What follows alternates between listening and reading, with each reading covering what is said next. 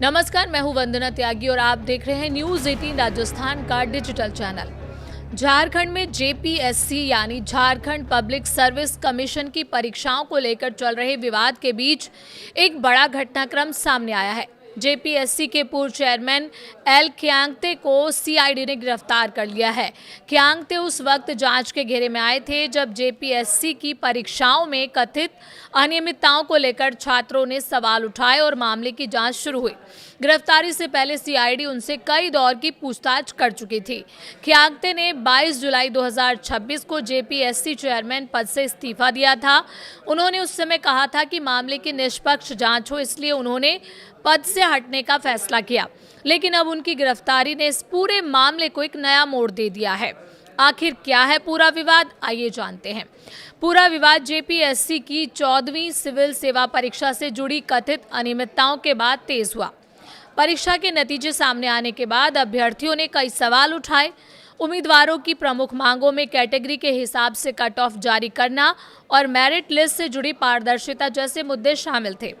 इसके अलावा social media पर कुछ कथित ओएमआर शीट भी सामने आई, जिनको लेकर छात्रों ने कई दावे किए। हालांकि इन दावों की वास्तविकता और उनसे जुड़े तथ्यों की जांच एजेंसियों का जांच का विषय है। ब्लैक लिस्टेड कंपनियों को लेकर भी सवाल है। इस मामले में एक और बड़ा सवाल टीडीपीएल यानी टीएसआर डेटा प्रोसेसिंग लिमिटेड को लेकर उठाया गया। आरोप है कि जेपीएससी की 14वीं सिविल सेवा परीक्षा के संचालन के लिए ऐसी कंपनी का चयन किया गया जिसे झारखंड की दूसरी भर्ती एजेंसी यानी जेएसएससी द्वारा पहले ब्लैकलिस्ट किया गया था। छात्र संगठनों की मांग है कि टीडीपीएल द्वारा आयोजित की गई सभी परीक्षाओं की भी जांच की जाए और जरूरत पड़ने पर उन्हें रद्द किया जाए।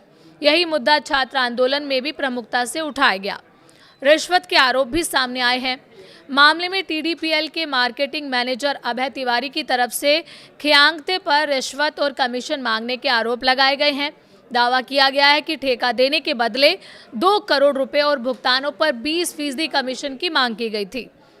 हालांकि यहाँ ये स्पष्ट करना जरूरी है कि ये आरोप हैं और इनकी स्वतंत्र पुष्टि इस समय नहीं हुई है।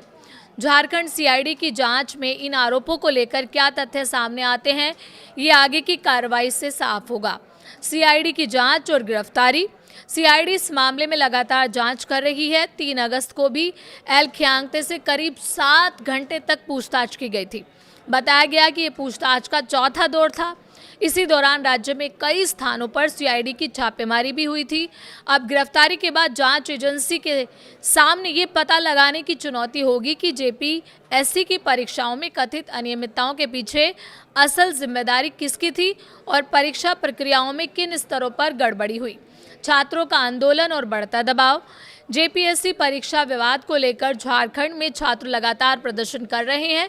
छात्रों की मांग है कि परीक्षा प्रक्रिया में पूरी पारदर्शिता लाई जाए और कथित अनियमितताओं की निष्पक्ष जांच हो।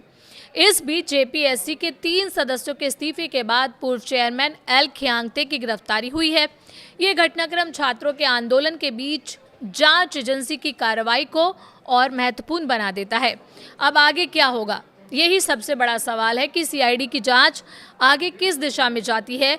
क्या कथित परीक्षा अनियमितताओं की पूरी कड़ी सामने आएगी? क्या टीडीपीएल की भूमिका को लेकर लगाए गए आरोप जांच में साबित होते हैं?